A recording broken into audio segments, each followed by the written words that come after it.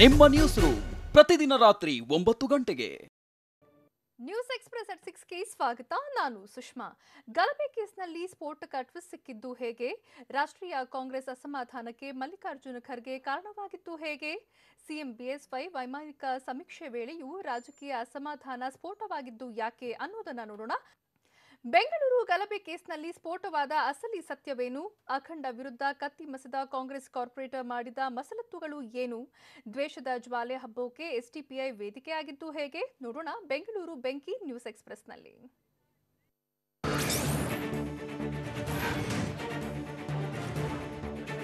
ಕೆಜಿಹಳ್ಳಿ ಮತ್ತು ಡಿಜೆಹಳ್ಳಿ ಗಲಭೆ ಕೇಸ್ನಲ್ಲಿ ಸಿಸಿಬಿ ಹಾಗೂ ಪಶ್ಚಿಮ ವಿಭಾಗದ ಜಂಟಿ ಪೊಲೀಸ್ ಕಾರ್ಯಾಚರಣೆ ನಡೆಸಿದ್ದು, ಕಾರ್ಯಾಚರಣೆಯಲ್ಲಿ ಸ್ಫೋಟಕ ಮಾಹಿತಿಗಳು ಬಯಲಾಗಿವೆ. ಗಲಭೆಗೂ ಮುನ್ನ ಹಲವು ದಿನಗಳ ಹಿಂದೆ ನಡೆದಿದ್ದ ಷಡ್ಯಂತ್ರದ ರಹಸ್ಯ ಬಯಲಾಗಿದೆ. ಗುಪ್ತ ಮೀಟಿಂಗ್ನಲ್ಲಿ ಭಾಗಿಯಾದವರು ನಡೆದ ಚರ್ಚೆ ಕೂಡ ಬಯಲಾಗಿದೆ.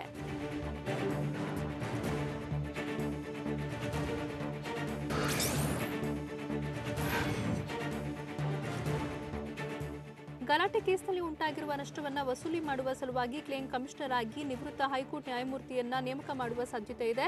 ಈ ಬಗ್ಗೆ ನ್ಯಾಯಮೂರ್ತಿಗಳ ಹೈಕೋರ್ಟ್ ರಿಜಿಸ್ಟರ್ ಸಮ್ಮತಿ ಕೇಳಿದ್ದಾರೆ. ನ್ಯಾಯಮೂರ್ತಿ ಕೆಎನ್ ಘಣೀಂದ್ರ ಅಥವಾ ನ್ಯಾಯಮೂರ್ತಿ ಪಿಜಿಎಂ ಪಾಟೀಲ್ ಕ್ಲೇಮ್ ಕಮಿಷನರ್ ಆಗಿ ನೇಮಕವಾಗುವ ಸಾಧ್ಯತೆ ಇದೆ. ನಷ್ಟ ವಸೂಲಿ ಬಗ್ಗೆ ಕ್ಲೇಮ್ ಕಮಿಷನರ್ ತೀರ್ಮಾನಿಸಲಿದ್ದಾರೆ.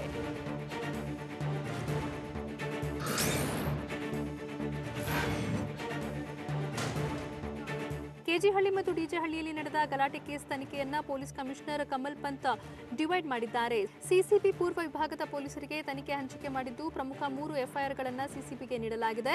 ಉಳಿದ 50ಕ್ಕೂ ಹೆಚ್ಚು ಕೇಸ್ ಪೂರ್ವ ವಿಭಾಗ ಪೊಲೀಸರಿಗೆ ಹಂಚಿದ್ದಾರೆ. ಪ್ರತ್ಯೇಕ ಇನ್ಸ್ಪೆಕ್ಟರ್ಗಳಿಗೆ ಉಳಿದ ಎಫ್ಐಆರ್ಗಳ ತನಿಖೆಯ ಜವಾಬ್ದಾರಿ ವಹಿಸಲಾಗಿದೆ.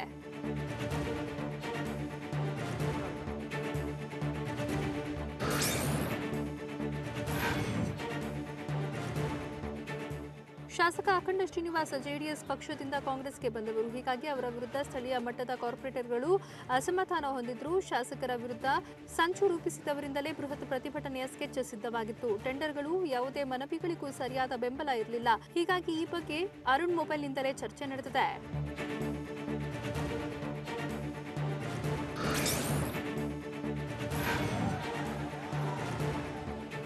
ಗಲಭೆ ಕೇಸ್ನಲ್ಲಿ ಅನುಮಾನದ ಹುತ್ತ ಎಸ್ಡಿಪಿಐ ಸುತ್ತಮುತ್ತಲೇ ಇತ್ತು. ಹೀಗಾಗಿ ರಾಜಮಂದಿರ, ಎನ್ಆರ್ಸಿ ಮತ್ತು ಸಿಐಎ ವಿರುದ್ಧ ಅಸಮಾಧಾನ ಹೊಂದಿದ್ರು. ಸ್ಥಳೀಯವಾಗಿ ಯಾವುದೇ ಹಂತದಲ್ಲೂ ಅವಕಾಶ ಸಿಗದೇ ಇದ್ದುದರಿಂದ ನವೀನ್ ಪೋಸ್ಟನ್ನೇ ಅಸ್ತ್ರವಾಗಿ ಬಳಸಿಕೊಂಡು ಗಲಾಟೆ ನಡೆಸಲಾಗಿದೆ. ರಾಮಮಂದಿರದ ಶಂಕುಸ್ಥಾಪನೆಯ ವಿರುದ್ಧ ಕೆಲವರು ಅಸಮಾಧಾನಗೊಂಡಿದ್ರು.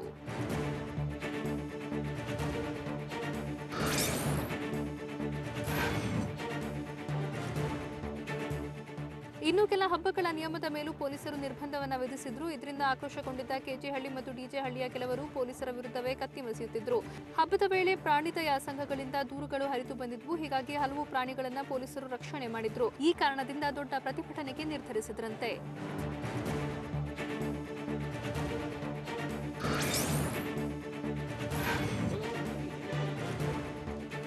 ಕೆಜಿಹಳ್ಳಿ ಮತ್ತು ಡಿಜೆಹಳ್ಳಿ ಗಲಾಟೆಯಲ್ಲಿ ಕೈ ಜೋಡಿಸಿದವರ ಜಾಡನ್ನ ಪೊಲೀಸರು ಜಾಲಾಡ್ತಾನೆ ಇದ್ದು, ಆರೋಪಿಗಳು ಖೆಡ್ಡಾಗೆ ಬೀಳ್ತಾನೆ ಇದ್ದಾರೆ. ಮತ್ತೆ 8 ಜನ ಗಲಭೆಕೋರರು ಅಂಧರಾಗಿದ್ದಾರೆ. ಗಲಭೆ ಬಳಿಕ ಬೆಂಗಳೂರು ಬಿಟ್ಟು ಕೋಲಾರ ಸುತ್ತಮುತ್ತ ಹಳ್ಳಿಗಳಲ್ಲಿ ತಲೆಮರೆಸಿಕೊಂಡಿದ್ರು. ಫಾರೂಕ್, ಸೈಯದ್, ಇಮ್ರಾನ್ ಸೇರಿ 8 ಜನರನ್ನ ಬಂಧಿಸಿದ್ರು.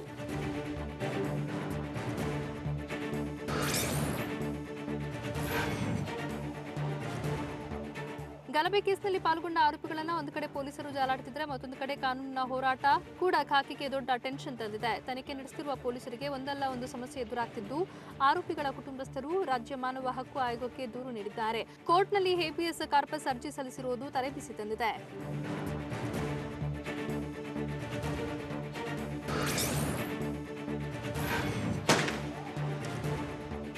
ಕೆಜಿಹಳ್ಳಿ ಮತ್ತು ಡಿಜೆಹಳ್ಳಿ ಸ್ಟೇಷನ್ ವ್ಯಾಪ್ತಿಯಲ್ಲಿ ನಡೆದ ಗಲಾಟೆ ಕೇಸ್ನಲ್ಲಿ ಪೊಲೀಸ್ ಕಸ್ಟಡಿಯಲ್ಲಿರುವ ಅರುಣ್ ರಾಜ್ ಕೋರ್ಟ್ಗೆ ಹಾಜರುಪಡಿಸಲಾಗುತ್ತಿದೆ. ವಿಡಿಯೋ ಕಾನ್ಫರೆನ್ಸ್ ಮೂಲಕ ನ್ಯಾಯಾಲಯಕ್ಕೆ ಹಾಜರಾಗಲಿದ್ದು, ಸಂಜೆವರೆಗೂ ವಿಚಾರಣೆ ನಡೆಸಿದ ಬಳಿಕ ಸಿಸಿಬಿ ಅಧಿಕಾರಿಗಳು ಕೋರ್ಟ್ಗೆ ಹಾಜರುಪಡಿಸಲಿದ್ದಾರೆ. ಮೊಬೈಲ್ ರಿಟ್ರೀವ್ ಆಗಿರುವ ಹಿನ್ನೆಲೆಯಲ್ಲಿ ಅರುಣ್ ವಿಚಾರಣೆ ನಡೆಯುತ್ತಿದೆ.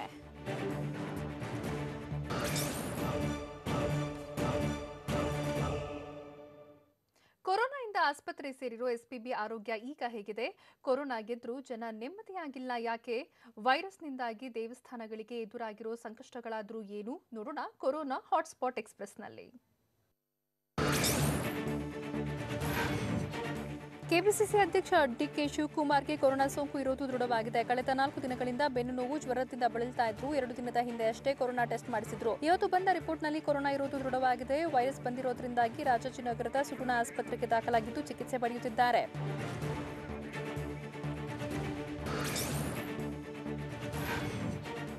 ಕೆಪಿಸಿಸಿ ಅಧ್ಯಕ್ಷ ಡಿಕೆ ಶಿವಕುಮಾರ್ಗೆ ಕೊರೋನಾ ಇರುವುದು ದೃಢವಾಗ್ತಿದ್ದಂತೆ ಹಲವು ರಾಜಕೀಯ ಗಣ್ಯರು ಶುಭ ಕೋರಿದ್ದಾರೆ. ಈ ಬಗ್ಗೆ ಟ್ವೀಟ್ ಮಾಡಿರುವ ಮಾಜಿ CM H D Kumaraswamy, DK ಶಿವಕುಮಾರ್ಗೆ ಕೋವಿಡ್ ಇರೋದಾಗಿ ತಿಳಿದು ಕೊರೋನಾ ವೈರಸ್ ಸೋಂಕಿನಿಂದ ಅವರು ಶೀಘ್ರ ಗುಣಮುಖರಾಗಲಿ ಅಂತ ಹಾರೈಸ್ತೀನಿ ಅಂತ ಎಚ್ಡಿಕೆ ಹೇಳಿದ್ದಾರೆ.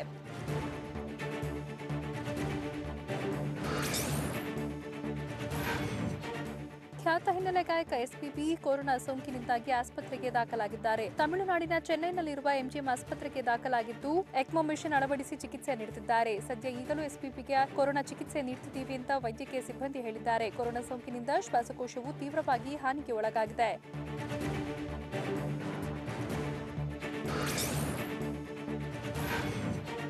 ಕೊರೋನಾ ವೈರಸ್ ಯಾರೊಬ್ಬರನ್ನು ಬಿಡದೆ ಅಟ್ಯಾಕ್ ಮಾಡ್ತಾನೆ ಇದೆ. ಜೆಡಿಎಸ್ ಅರಸೀಕೆರೆಯ ಶಾಸಕ ಶಿವಲಿಂಗೇಗೌಡಗೂ ವೈರಸ್ ಅಟ್ಯಾಕ್ ಆಗಿದೆ. ಬೆಂಗಳೂರಿನ ಮಣಿಪಾಲ್ ಆಸ್ಪತ್ರೆಗೆ ಶಿವಲಿಂಗೇಗೌಡ ದಾಖಲಾಗಿದ್ದಾರೆ. ನನಗೆ ಯಾವುದೇ ರೋಗ ಲಕ್ಷಣ ಇರಲಿಲ್ಲ, ಆದರೂ ರ್ಯಾಪಿಡ್ ಟೆಸ್ಟ್ನಲ್ಲಿ ಪಾಸಿಟಿವ್ ಬಂದಿದೆ. ನಾನು ಆರೋಗ್ಯವಾಗಿದ್ದೇನೆ, ಶೀಘ್ರ ಗುಣಮುಖನಾಗಿ ಬರುವೆ ಅಂತ ಹೇಳಿದ್ದಾರೆ.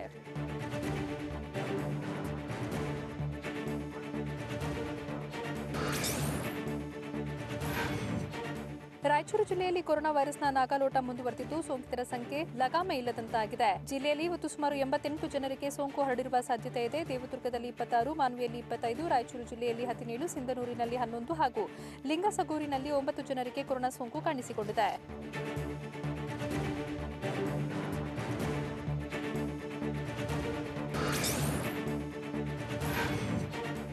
ಮೈಸೂರಿನಲ್ಲಿ ಕೊರೋನಾ ಸೋಂಕಿನ ಅಬ್ಬರ ಹೆಚ್ಚಾಗ್ತಾನೆ ಇದ್ದು ಎಸ್ಪಿ ನಿಶಾಂತ್ಗೂ ಸೋಂಕು ವಕ್ಕರಿಸಿಕೊಂಡಿದೆ. 2 ದಿನಗಳ ಹಿಂದೆ ಸ್ಯಾಂಪಲ್ ನೀಡಿದ ಪೊಲೀಸ್ ಆಯುಕ್ತ ಚಂದ್ರಗುಪ್ತರಿಗೂ ಸೋಂಕು ಕಾಣಿಸಿಕೊಂಡಿದೆ. ಪೊಲೀಸ್ ಆಯುಕ್ತರ ಜೊತೆಗೆ ಎನ್ಆರ್ ವಿಭಾಗದ ಎಸಿಪಿಗೂ ವೈರಸ್ ಅಟ್ಯಾಕ್ ಆಗಿದ್ದು ಪೊಲೀಸ್ ಆಯುಕ್ತ ಚಂದ್ರಗುಪ್ತ ಅವರನ್ನ ಹೋಮ್ ಕ್ವಾರಂಟೈನ್ ಮಾಡಲಾಗಿದೆ.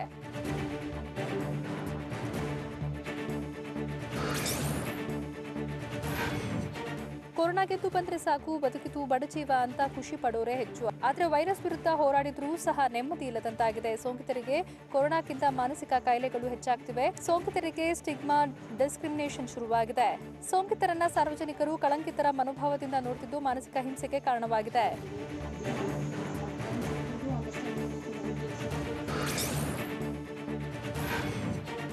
ಜಿಲ್ಲೆಯಲ್ಲಿ ಕೊರೋನಾ ಸೋಂಕಿನ ಸುಳಿಗೆ ಅಂತ್ಯವೇ ಇಲ್ಲದಂತಾಗಿದೆ. ನಗರದ 5 ಕಡೆ ಆಂಟಿಜೆನ್ ರ್ಯಾಪಿಡ್ ಟೆಸ್ಟ್ ಮಾಡಲಾಗುತ್ತೆ. ಮೈಸೂರಿನ ಪುರಭವನ, ಉದಯಗಿರಿ ಕ್ಯೂಬಾ ಶಾಲೆ, ಹೆಬ್ಬಾಳಿನ ಸಿಐಟಿಬಿ ಕಲ್ಯಾಣ ಮಂಟಪ, ಮಾನಸ ಗಂಗೋತ್ರಿ ಬಯಲು ರಂಗಮಂದಿರ ಬಳಿ ಆರೋಗ್ಯ ಇಲಾಖೆ ವತಿಯಿಂದ ಟೆಸ್ಟ್ ನಡೀತಾ ಇದೆ.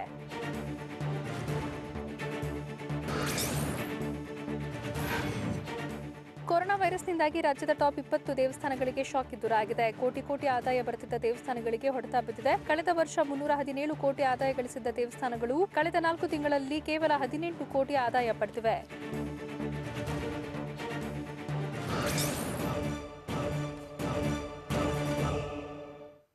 ಕೆಪಿಸಿಸಿ ಅಧ್ಯಕ್ಷ ಡಿಕೆ ಶಿವಕುಮಾರ್ಗೆ ಎದುರಾಗಿರೋ ಹೊಸ ಚಾಲೆಂಜ್ ಏನು?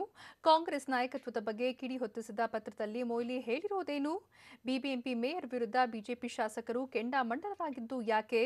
ಇವೆಲ್ಲವನ್ನು ನೋಡೋಣ ಬೆಂಗಳೂರು ನ್ಯೂಸ್ ಎಕ್ಸ್‌ಪ್ರೆಸ್‌ನಲ್ಲಿ. ಡಿಜೆಹಳ್ಳಿ ಕೆಜೆಹಳ್ಳಿ ಗಲಭೆ ಕೇಸನ್ನ ಬಿಬಿಎಂಪಿ ಚುನಾವಣೆ ಅಸ್ತ್ರವಾಗಿ ಬಳಸೋಕೆ ಬಿಜೆಪಿ ಸಿದ್ಧತೆ ನಡೆಸಿದೆ. ಸದ್ಯದಲ್ಲೇ ಬಿಬಿಎಂಪಿ ಅವಧಿ ಮುಗಿಯಲಿದ್ದು ಬಿಜೆಪಿ ಕಾಂಗ್ರೆಸ್ಗೆ ಸವಾಲಾಗಿ ಪರಿಣಮಿಸಿದೆ. ಹೀಗಾಗಿ ಹೆಚ್ಚು ಸೀಟ್ ಗೆಲ್ಲೋಕೆ ಎರಡೂ ಪಕ್ಷಗಳು ಪೈಪೋಟಿ ನಡೆಸುತ್ತಿವೆ. ಗಲಭೆ ಪ್ರಕರಣ ಎಲೆಕ್ಷನ್ಗೆ ಬಳಸೋಕೆ ಚಿಂತಿಸುತ್ತಿದ್ದು ಚುನಾವಣೆ ಹೊತ್ತಿಗೆ ಸಮರ ಏರ್ಪಡುವ ಸಾಧ್ಯತೆ ದಟ್ಟವಾಗಿದೆ.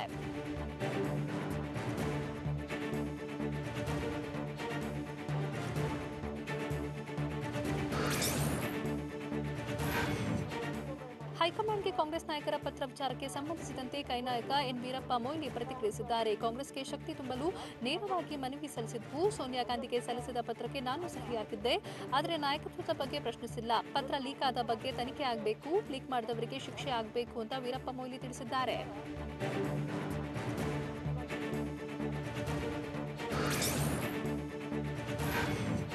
ಬಿಬಿಎಂಪಿ ಮೇಯರ್ ಗೌತಮ್ ಕುಮಾರ್ ವಿರುದ್ಧ ಬಿಜೆಪಿ ಶಾಸಕರು ಗರಂ ಆಗಿದ್ದಾರೆ. ಬಿಜೆಪಿ ಶಾಸಕರಿರುವ ಕ್ಷೇತ್ರದಲ್ಲಿ ಅಭಿವೃದ್ಧಿ ಕಾಮಗಾರಿ ಟೆಂಡರ್ ಪಡೆಯುವಾಗ ತಾಂತ್ರಿಕ ಮೌಲ್ಯಮಾಪನದಲ್ಲಿ ಲೋಪವಾಗಿದೆ. ಹೀಗಾಗಿ ನಗರಾಭಿವೃದ್ಧಿ ಇಲಾಖೆಗೆ ಮೇಯರ್ ಗೌತಮ್ ದೂರು ನೀಡಿದ್ರು. ಇದರಿಂದ ಮೇಯರ್ ನಡೆಗೆ ಬಿಜೆಪಿ ಶಾಸಕರು ಗರಂ ಆಗಿ ಅಸಮಾಧಾನ ವ್ಯಕ್ತಪಡಿಸಿದ್ದಾರೆ.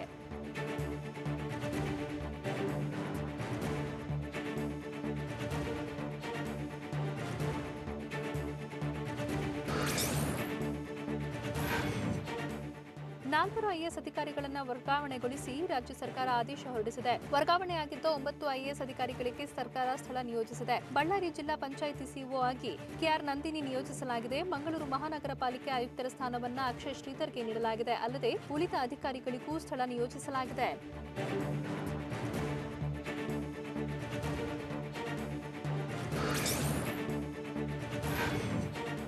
ಸಿಟಿ ಮಾರ್ಕೆಟ್ ಠಾಣೆ ಪೊಲೀಸರು ಮತ್ತೆ 4 ಆರೋಪಿಗಳನ್ನು ಬಂಧಿಸಿದ್ದಾರೆ ಅಂತ ಪಶ್ಚಿಮ ವಿಭಾಗದ ಡಿಸಿಪಿ ಹೇಳಿದ್ದಾರೆ. ಬಳಿಕ ಸುಮಾರು 26 ಲಕ್ಷ ಹಣ ಕಸಿದು ಬೆದರಿಕೆ ಹಾಕಿದ್ದ. ನಿನ್ನೆ ಪಿಎಸ್ಐ ಮತ್ತು ಸಂಬಂಧಿಯನ್ನ ಅರೆಸ್ಟ್ ಮಾಡಿದ ಪೊಲೀಸರು ಇವತ್ತು ದರೋಡೆ ಕೇಸ್ಗೆ ಸಂಬಂಧಿಸಿದಂತೆ 4ರನ್ನ ಬಂಧಿಸಿದ್ದಾರೆ.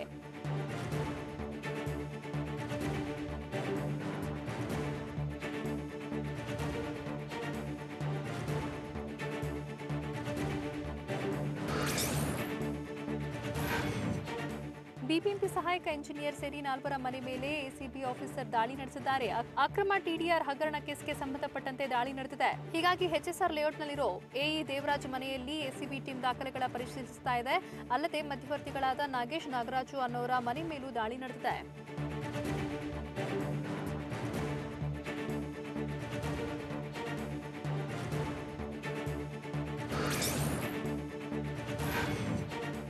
ಪರಿಹಾರ ಪ್ಯಾಕೇಜ್ ಘೋಷಿಸುವಂತೆ ಹೋಟೆಲ್ ಮಾಲೀಕರ ಸಂಘ ಸರ್ಕಾರಕ್ಕೆ ಮನವಿ ಸಲ್ಲಿಸಿದೆ. ಲಾಭದಲ್ಲಿದ್ದ ಹೋಟೆಲ್ ಉದ್ಯಮ ಕೊರೋನಾದಿಂದಾಗಿ ಸಂಕಷ್ಟಕ್ಕೆ ಸಿಲುಕಿದೆ. ಶೇಕಡ 60% ಹೋಟೆಲ್ ಮುಚ್ಚಿದ್ದು, ಓಪನ್ ಇರೋ ಶೇಕಡ 40% ಹೋಟೆಲ್ಗಳು ಗ್ರಾಹಕರು ಇಲ್ಲದೆ ನಷ್ಟದಲ್ಲಿದೆ. ಬಾಡಿಗೆ ಕಟ್ಟಲಾಗದೆ ಬಿಸಿನೆಸ್ ಡಲ್ ಆಗಿದ್ದು, ಕೂಡಲೇ ಪರಿಹಾರ ಘೋಷಿಸಬೇಕು ಅಂತ ಸಂಘ ಆಗ್ರಹಿಸಿದೆ.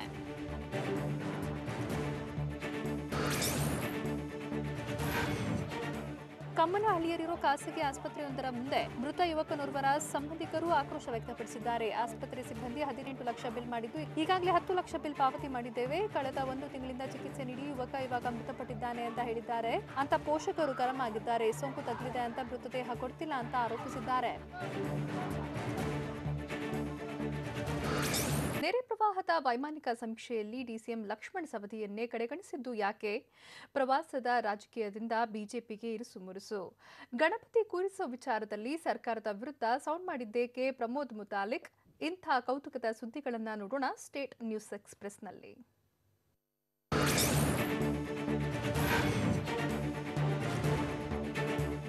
ಮಳೆ ಮತ್ತು ಪ್ರವಾಹದಿಂದಾಗಿ ಹಾನಿಗೆ ಒಳಗಾಗಿರುವ ಪ್ರದೇಶಗಳಿಗೆ ಸಿಎಂ ಬಿಎಸ್ವೈ ವೈಮಾನಿಕ ಸಮೀಕ್ಷೆ ನಡೆಸಿದರು. ಬೆಳಗಾವಿ ಜಿಲ್ಲೆಯಲ್ಲಿ ಹಾನಿಗೆ ಒಳಗಾಗಿರುವ ಪ್ರದೇಶಗಳನ್ನು ಸಿಎಂ ಬಿಎಸ್ವೈ ವೀಕ್ಷಣೆ ಮಾಡಿದ್ರು. ಸಿಎಂಗೆ ಕಂದಾಯ ಸಚಿವ ಆರ್ ಅಶೋಕ್, ಗೃಹ ಸಚಿವ ಬಸವರಾಜ ಬೊಮ್ಮಾಯಿ, ರಮೇಶ್ ಜಾರಕಿಹೊಳಿ ಸಾಥ್ ಕೊಟ್ಟರು.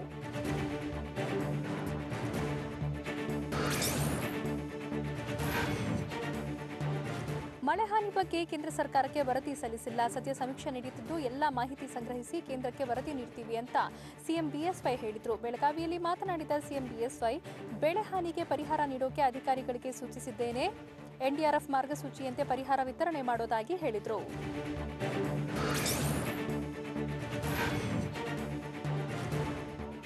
ನೆರೆ ವೀಕ್ಷಣೆಗೆ ಬಂದ ಸಿಎಂ ಬಿಎಸ್ವೈಗೆ ಮೊದಲು ಸ್ವಾಗತ ಕೋರಿದ್ದೆ ಪ್ರತಿಭಟನೆಯ ಬಿಸಿ. ಬೆಳಗಾವಿಯ ರೈತರಿಗೆ ಸಿಎಂ ಸ್ಪಂದಿಸದ ಹಿನ್ನೆಲೆಯಲ್ಲಿ ಸಾಂಬ್ರಾ ಏರ್ಪೋರ್ಟ್ ಮುಂಭಾಗದಲ್ಲಿರುವ ಬೆಳಗಾವಿ ಬಾಗಲಕೋಟೆ ರಸ್ತೆ ತಡೆದು ರೈತರು ಮಲಗಿ ಪ್ರತಿಭಟನೆ ನಡೆಸಿದರು. ಪ್ರತಿಭಟನಾಕಾರರನ್ನ ಸ್ಥಳಾಂತರಿಸೋಕೆ ಪೊಲೀಸರು ಹರಸಾಹಸ ಪಡಬೇಕಾಯಿತು.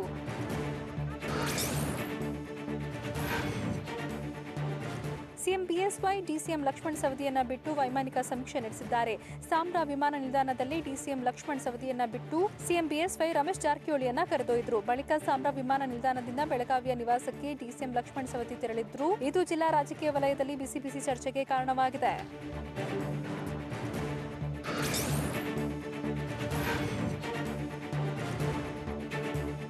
ರಾಜ್ಯದಲ್ಲಿ ಮಳೆ ಮತ್ತು ಪ್ರವಾಹದಿಂದಾಗಿ ಅತಿವೃಷ್ಟಿ ಉಂಟಾಗಿದ್ದು, ಪರಿಹಾರ ನೀಡುವಂತೆ ಕೇಂದ್ರಕ್ಕೆ ಮನವಿ ಮಾಡೋದಾಗಿ ಹೇಳಿದರು. ಬೆಳಗಾವಿಯಲ್ಲಿ ಮಾತನಾಡಿದ ಕಂದಾಯ ಸಚಿವ ಆರ್ ಅಶೋಕ್, ನಮ್ಮ ಮನವಿಯಂತೆ ಕೇಂದ್ರದಿಂದ 400 ಕೋಟಿ ಬಿಡುಗಡೆ ಮಾಡಿದೆ. ಇನ್ನೂ ಹೆಚ್ಚಿನ ಪರಿಹಾರಕ್ಕಾಗಿ ಮನವಿ ಮಾಡೋದಾಗಿ ಹೇಳಿದರು.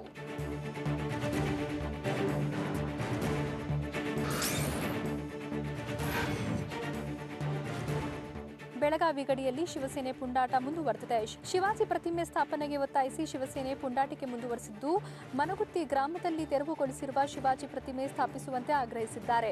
ಬೆಳಗಾವಿ ಜಿಲ್ಲೆ ಹುಕ್ಕೇರಿ ತಾಲೂಕಿನ ಮನಗುತ್ತಿ ಗ್ರಾಮದಲ್ಲಿ ಪ್ರತಿಭಟನೆಗೆ ಮುಂದಾದವರನ್ನ ಕರ್ನಾಟಕ ಪೊಲೀಸರು ತಡೆದರು.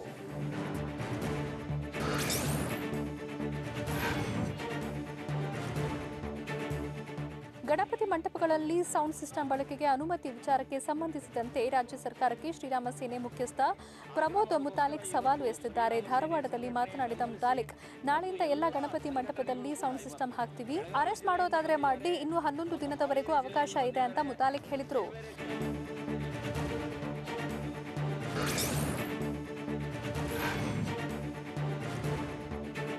ಗ್ರಾಮ ಪಂಚಾಯಿತಿ ಚುನಾವಣೆ ಎದುರಿಸೋಕೆ ಬಿಜೆಪಿ ಸರ್ಕಾರ ಸಿದ್ಧವಿದೆ. ಶಿವಮೊಗ್ಗದಲ್ಲಿ ಮಾತನಾಡಿದ ಸಚಿವ ಕೆಎಸ್ ಈಶ್ವರಪ್ಪ, ಚುನಾವಣೆ ಆಯೋಗ ಸೂಚನೆಯಂತೆ ಚುನಾವಣೆ ನಡೆಸೋಕೆ ಸರ್ಕಾರ ಸಿದ್ಧ ಇದೆ. ಬಿಎಸ್ವೈ ನೇತೃತ್ವದಲ್ಲಿ ಗ್ರಾಮ ಪಂಚಾಯಿತಿ ಚುನಾವಣೆ ಎದುರಿಸುತ್ತೇವೆ. ಸದ್ಯ ಅಧಿಕಾರಿಗಳ ಕೈಯಲ್ಲಿ ಆಡಳಿತ ಇದ್ದು ಆದಷ್ಟು ಬೇಗನೆ ಚುನಾಯಿತ ಪ್ರತಿನಿಧಿಗಳ ಕೈಗೆ ಅಧಿಕಾರ ವಾಪಸ್ ಸಿಗಲಿದೆ ಅಂತ ಹೇಳಿದರು.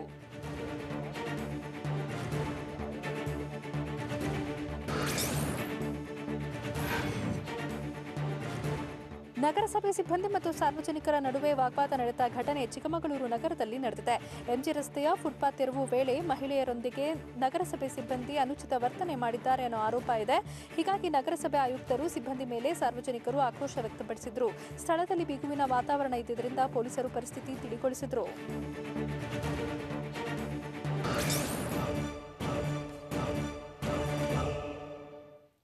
ರಾಷ್ಟ್ರೀಯ ಕಾಂಗ್ರೆಸ್ ಭಿನ್ನಮತ ಸ್ಫೋಟ ಶಮನದ ಬಳಿಕ ರಾಜ್ಯ ನಾಯಕತ್ವ ಬಲಗೊಳಿಸೋಕೆ ನಡೀತಿರೋ ಚಿಂತನಾ ಮಂಥನ ಏನು? ಬಿಜೆಪಿ ಮೂಲಕವೇ ಅಣ್ಣಾಮಲೈ ರಾಜಕೀಯಕ್ಕೆ ಎಂಟ್ರಿ ಕೊಟ್ಟಿದ್ದು ಯಾಕೆ?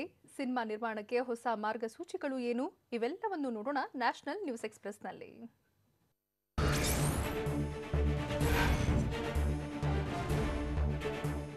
ಕಾಂಗ್ರೆಸ್ನಲ್ಲಿ ನಾಯಕತ್ವದ ವಿಚಾರವಾಗಿ ಎತ್ತಿದ್ದ ಭಿನ್ನಮತ ಶಮನಗೊಂಡಿದೆ. ಸಿಡಬ್ಲ್ಯೂಸಿ ಸಭೆ ಬಳಿಕ ಪ್ರದೇಶ್ ಕಾಂಗ್ರೆಸ್ ಅಧ್ಯಕ್ಷರು ಸಹ ರಾಷ್ಟ್ರೀಯ ಕಾಂಗ್ರೆಸ್ನಲ್ಲಿ ಚಿಂತನಾ ಮಂಥನ ನಡೆಸೋಕೆ ಆರಂಭಿಸಿದ್ದಾರೆ. ಶಾಸಕಾಂಗ ಪಕ್ಷದ ನಾಯಕರ ಸಭೆ ಕರೆಯೋಕೆ ಎಐಸಿಸಿ ನಿರ್ಧರಿಸಿದ್ದು, ಪಕ್ಷದಲ್ಲಿ ಆಗಬೇಕಿರುವ ಬದಲಾವಣೆ ಹಾಗೂ ಪದಾಧಿಕಾರಿಗಳ ನೇಮಕಾತಿ ಬಗ್ಗೆ ಚರ್ಚೆ ನಡೆಸಲಿದ್ದಾರೆ.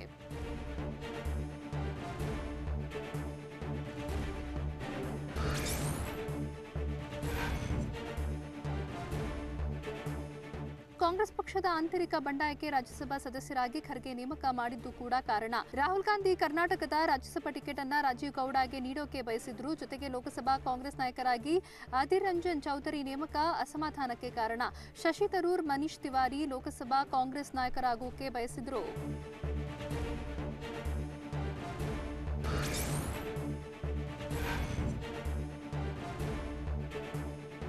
ಬಾಲಿವುಡ್ ನಟ ಸುಶಾಂತ್ ಸಿಂಗ್ ರಜಪೂತ್ ಸಾವಿನ ಕೇಸ್ ತನಿಖೆ ಚುರುಕುಗೊಂಡಿದೆ. ಮಹಾರಾಷ್ಟ್ರದ ಮುಂಬೈನಲ್ಲಿ ಸುಶಾಂತ್ ಅವರ ಚಾರಿಟ್ ಅಕೌಂಟ್ ಸಂದೀಪ್ ಸಿಬಿಐ ವಿಚಾರಣೆಗೆ ಹಾಜರಾದ್ರು. ಮುಂಬೈನ ಡಿಆರ್ಡಿಒ ಅತಿಥಿ ಗೃಹದಲ್ಲಿ ವಿಚಾರಣೆ ನಡೆದಿದೆ. ನಟ ಆತ್ಮಹತ್ಯೆ ಕೇಸ್ ಹಾಗೂ ಅಕೌಂಟ್ನಿಂದ ಹಣ ವರ್ಗಾವಣೆಯಾಗಿರುವ ಬಗ್ಗೆ ತನಿಖೆ ನಡೆಸಲಾಗುತ್ತಿದೆ.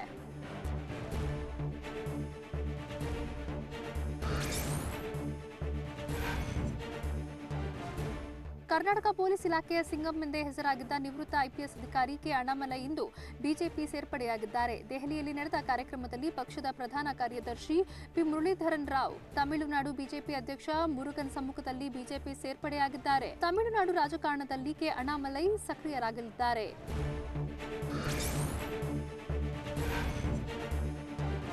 ಸೆಪ್ಟೆಂಬರ್ ತಿಂಗಳ ಅನ್ಲಾಕ್ ಮಾರ್ಗಸೂಚಿಯನ್ನ ಈ ವಾರದಲ್ಲಿ ಕೇಂದ್ರ ಗೃಹ ಇಲಾಖೆ ಬಿಡುಗಡೆ ಮಾಡಿದೆ. ಶಾಲಾ ಕಾಲೇಜು ಆರಂಭವಾಗುವ ಸಾಧ್ಯತೆಗಳಿಲ್ಲ. ಆದರೆ ನಗರಗಳಲ್ಲಿ ಮೆಟ್ರೋ ರೈಲು ಸಂಚಾರಕ್ಕೆ ಅವಕಾಶ ಕೊಡಲಾಗುತ್ತೆ. ಸಾಮಾಜಿಕ ಅಂತರ ಕಾಪಾಡಿಕೊಂಡು ಸಿನಿಮಾ ಪ್ರದರ್ಶನ ಮಾಡಿದ್ರೆ ಆರ್ಥಿಕವಾಗಿ ಲಾಭದಾಯಕವಲ್ಲ. ಹೀಗಾಗಿ ಸಿನಿಮಾ ಹಾಲ್ ಆರಂಭಕ್ಕೆ ಅವಕಾಶ ಸಿಗುವ ಸಾಧ್ಯತೆಗಳಿಲ್ಲ.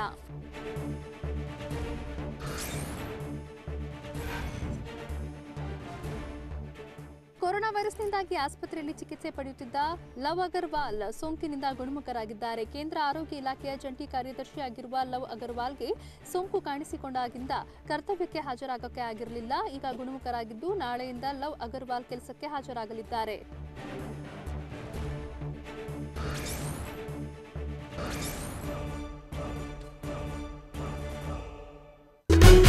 ನಮ್ಮೂರು ಪ್ರತಿದಿನ ರಾತ್ರಿ 8 ಗಂಟೆಗೆ TV9 ನಲ್ಲಿ ಮಾತ್ರ.